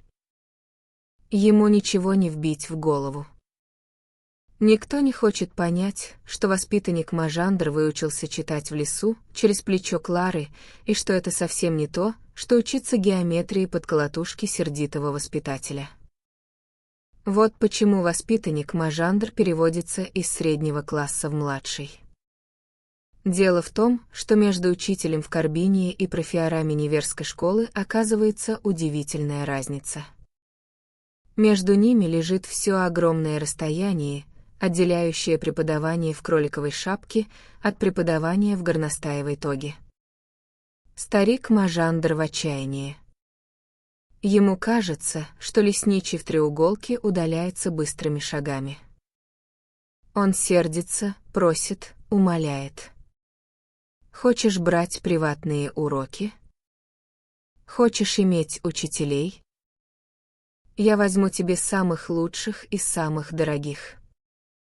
А пока воспитанник Мажандр попадает в разряд лентяев, и его трехмесячные отметки служат неопровержимым доказательством его скверного поведения. У него у самого появляется сознание своей глупости, и он с каждым днем погружается все глубже и глубже в область мрака и глубокой грусти. Если бы Клара и остальные видели, что сделали из их Виктора. Как они поспешили бы отворить настежь двери его темницы. С какой радостью предложили бы они разделить с ним последний кусок хлеба и уделили бы ему местечко на своей голой доске. Ведь и они также несчастливы. Дела идут все хуже и хуже. Лодка становится все старше и старше. Виктор знает все это из писем Клары, которые он получает иногда с пометой «Прочитано», сделанной красным карандашом взбешенным директором, который ненавидел эту контрабандную переписку. Если бы ты был с нами. Говорят эти нежные, но все более и более грустные послания. Ах! Если бы ты был с нами. Можно было подумать, что в то время все шло как нельзя лучше, и что Виктор спас бы все своим присутствием. Хорошо же. Виктор спасет все. Купит новую лодку, утешит Клару, поднимет упавшую торговлю и докажет, что они любили не неблагодарного и приютили ни никуда неводного. Но для этого нужно сделаться человеком, уметь зарабатывать деньги, нужно быть ученым. И Виктор раскрывает книги с небывалым рвением. Теперь стрелки могут летать сколько хотят, воспитатель может стучать по кафедре, повторяя, как попугай. Потише, господа, потише. Виктор не поднимает головы. Он теперь уже не рисует картины, презирает шарики, попадающие ему в физиономию. И он только работает, и работает. Письмо воспитаннику Мажандру. Чистая благодать эти воспоминания о Кларе, когда они являются во время занятий, придают они ему бодрости, приносят аромат свободы и привязанности. Виктор прячет голову за доску пюпитра и целует криво нацарапанный дрожащей рукой адрес. Видно, непрерывное движение лодки качало стол, на котором писала Клара. Но, увы. Рука Клары дрожала от волнения, а не от качки. Все кончено, милый Виктор. Наша красавица не будет больше плавать. Она умерла и своей смертью разорила нас. На корме повешена доска с надписью «Продажа старого леса на слом». Пришли какие-то люди и все оценили и описали, начиная с багра экипажа и кончая кроваткой, на которой спала сестренка. Кажется, все будет продано, и у нас ничего не останется. Что с нами будет? Мама умрет от горя, а отец так сильно изменился. Виктор не дочитал письма. Слова прыгали у него в глазах, лицо пылало, как в огне, в ушах шумело.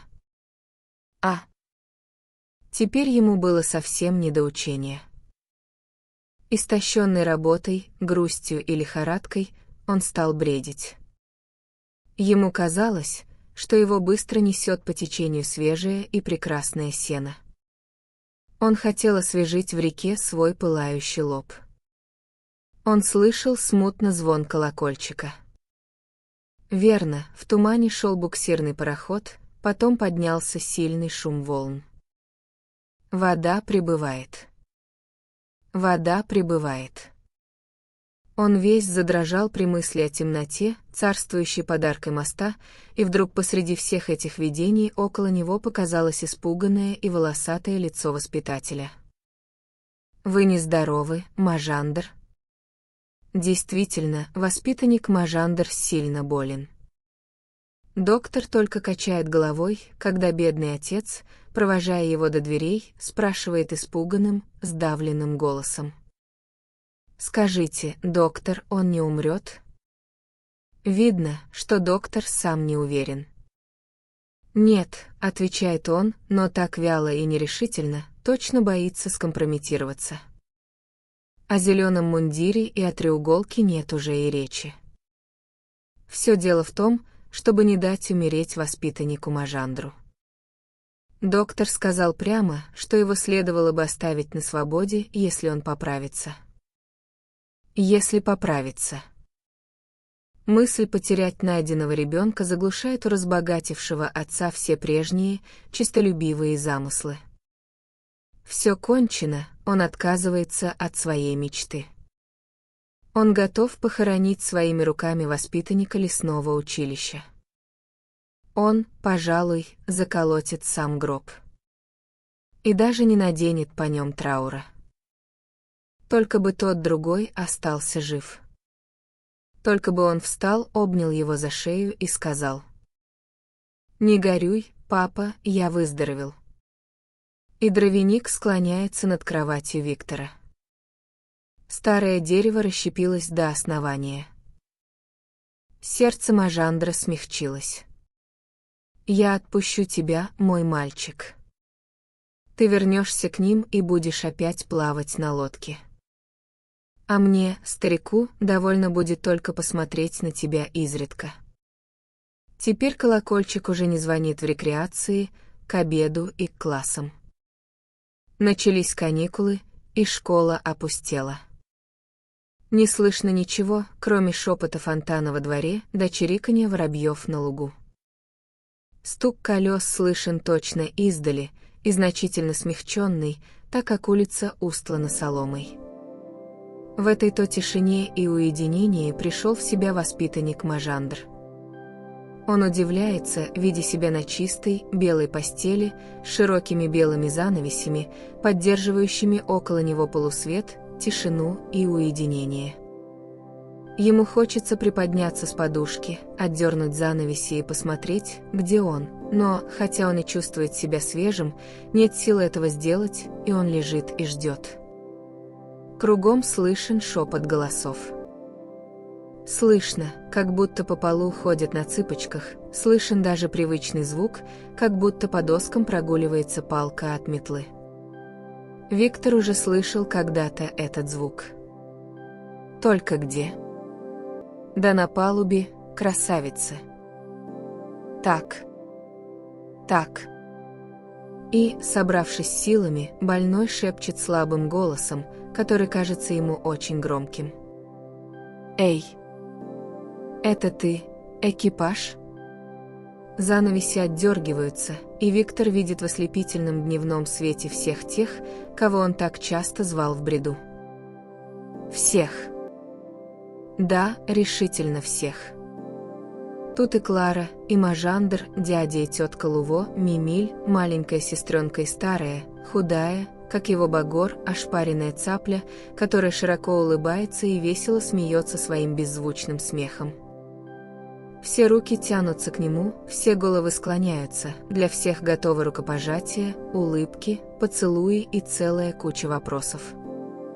«Где я? И как вы очутились здесь?»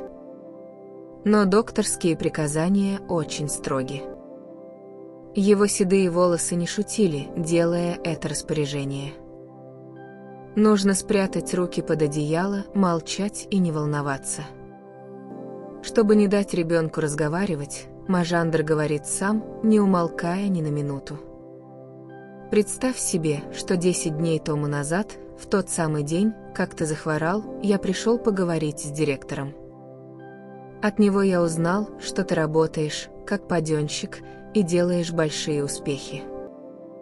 Можешь себе представить мою радость. Я прошу разрешения видеть тебя, и только что за тобой пошли, как вдруг в кабинет вбегает твой испуганный воспитатель. С тобой только что сделался припадок горячки. Я бегу в лазарет, ты меня не узнаешь. Глаза горят, как свечи, и такой сильный бред.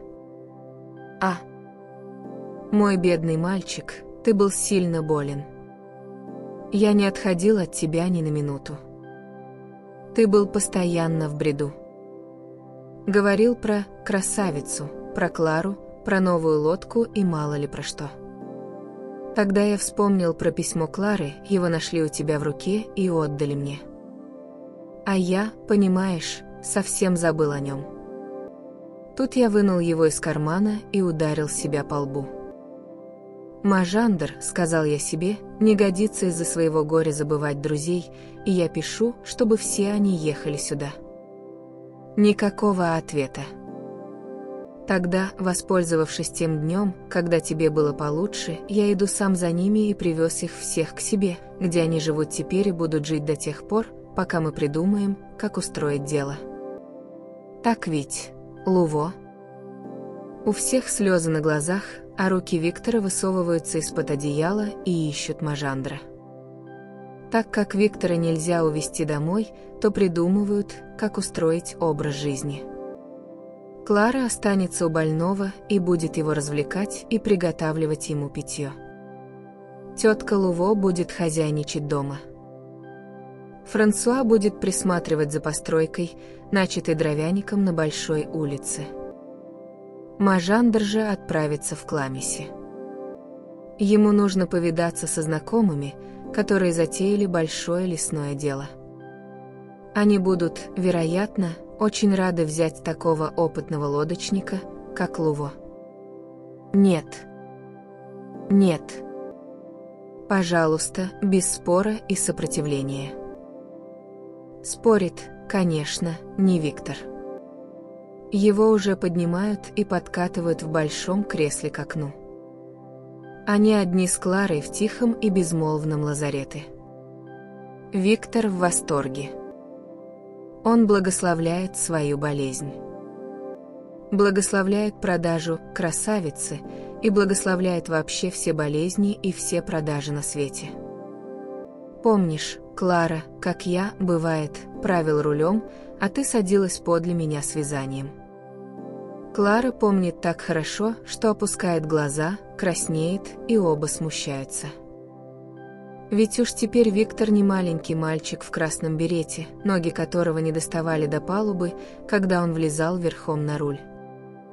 Да и она, придя утром и снимая платок, чтобы бросить его на кровать, кажется совсем взрослой девушкой, с круглыми руками в обтянутых рукавах и со стройной талией. Приходи пораньше, Клара, и оставайся как можно дольше. Им так весело завтракать и обедать вдвоем около самого окна, задернутого белой занавеской. Молодые люди перебирают свои детские воспоминания, суп, который они ели, бывало, с одной ложки, сидя на краю кровати. Ох! Эти детские воспоминания! Они летают по школьному лазарету, как птички в садке. Вероятно, они вьют себе гнездышки во всех складках занавесей, потому что каждое утро являются и начинают порхать новые воспоминания. Слушая эти разговоры, детей можно было бы принять за 80-летнюю чету, которая смотрит и видит только далекое прошлое. Разве у них нет будущего, которое, может быть, также не лишено некоторого интереса? Да, конечно, есть и будущее, и о нем думают очень часто, но только про него не упоминают в разговорах. Впрочем, иногда слова совсем не нужны для разговора. Нежное рукопожатие и вспыхнувшее лицо говорят часто больше всяких слов. Виктор и Клара говорят целый день на этом языке. Верно, поэтому-то они так часто и молчат. Поэтому-то и дни летят так быстро, что целый месяц промелькнул незаметным образом. Поэтому же и доктор, взъерошив свои седые волосы, должен был изгнать своего больного из лазарета. В это самое время вернулся Мажандр из путешествия. Он застал всю семью дома. И когда встревоженный Луво спросил: «Ну что же? Согласны там взять меня?» Старик Мажандр не мог удержаться от смеха. «Согласны ли взять тебя, старина?» Им нужен был хозяин на новую лодку, и они благодарили меня за сделанный подарок. «Кто это, Они. Дядя Луво в таком восторге, что не расспрашивает о подробностях. Все отправляются в Кламиси, не зная хорошенько, в чем дело. Какая радость ждет их на канале. У набережной, расцвеченная флагами, великолепная новая барка гордо поднимает посреди зелени свою лакированную мачту. На ней кончают отделку, а то место, где написано название барки, закрыто серой парусиной. У всех вырывается радостный крик. Какая чудная лодка! Луво не верит своим глазам. Страшное волнение видно в его глазах, он раскрывает рот до ушей, а серьги его трясутся, как корзинки с салатом. Она слишком великолепна. Я никогда не решусь плавать на ней. Ее только поставить под стекло. Мажандр насильно втащил его на палубу, с которой экипаж зовет их знаками. Как? Даже экипаж подновлен? Да, и экипаж вычищен, вылощен и отделан заново. У него новенький багор и новая деревянная нога. Это любезность со стороны подрядчика, человека опытного и исполнившего свое дело безукоризненно. Взгляните сами. Пол на палубе вымощен натертыми воском досками, вокруг решетка. Тут же скамейка и навес от солнца и дождя. В трюме можно поместить двойное количество товара. А каюты-то? Какие каюты? 3 комнаты, кухня. Везде зеркало. Луво тащит Мажандра на палубу. Он очень взволнован и дрожит не хуже своих серег. «Слушай, Мажандр», — лепечет он. «В чем дело? Ты забыл только одну вещь». «Что именно?» «Ты не сказал, за чей счет я буду работать». «А тебе хочется знать?» «Конечно». «Да, за свой собственный». «Как?» «Значит, лодка. Твоя собственность». Какой удар, дети мои. Какой удар прямо в грудь. К счастью, подрядчик, строивший лодку, человек предусмотрительный, догадался поставить на палубе скамейку. Луво упал на нее, как раненый. Это невозможно. Я не могу принять. Но у Мажандра готов ответ на все. Что за вздор? Ты забыл наш старый счет, все расходы, сделанные для Виктора. Будь покоен, Франсуа, я еще остаюсь у тебя в долгу. И товарищи обнимаются, как родные братья. Но Мажандр приготовил полный сюрприз, потому что в то время, как старики обнимаются на палубе, из леса показывается господин Кюре с развивающимися хоругвями, впереди которых идут музыканты. Это еще что такое? А Кристины-то лодки. Все население Кламиси собралось на праздник. Хоругви развиваются по ветру. Музыка играет, дзинь-бум-бум. Все лица сияют. Все освещено яркими лучами солнца, зажигающими серебряный крест и медные инструменты музыкантов. Чудный праздник. Сняли с борта серую парусину, и на голубом фоне выделилось написанное золотыми буквами имя лодки «Новая красавица». Ура, новой красавице! Такую же долголетнюю жизнь ей, как прежний и более счастливую старость. Господин Кюре подошел к лодке. Позади него выстроились в ряд певчие и музыканты. Хоругви спускаются. Бенедикат Деус. Виктор наречен крестным отцом лодки, а Клара — крестной матерью. Господин Кюре подозвал их к себе, к самому краю набережной. Молодые люди держатся за руки, оба сконфужены и дрожат. Они лепечут едва слышно слова, подсказанные им дьячком, а господин Кюре кропит их святой водой. Бенедикат Деус. Точно молодая чета перед алтарем. Эта мысль пришла всем в голову. Возможно, что она пришла в голову и им, потому что они не смеют взглянуть друг на друга и смущаются все больше и больше, по мере того, как церемония подходит к концу. По окончании ее толпа расходится, новая красавица получила благословение. Но музыкантов нельзя отпустить без угощения. В то время, как Луво наливает им вина, Мажандр подмигивает тетке Луво и, взяв за руки крестного и крестную, подводит их к священнику. Вот крестины и кончины, господин Кюре, а когда же теперь свадьба? Виктор и Клара вспыхнули, как маков цвет. Мими или сестренка хлопают в ладоши. Посреди общего восторга сильно возбужденный дядя Луво наклоняется к плечу дочери. Добряк-лодочник смеется, раскрыв рот до ушей, радуясь заранее придуманной шутке, и говорит насмешливо: «Слушай-ка, Клара, теперь самое время. Не отнести ли нам Виктора то к комиссару?»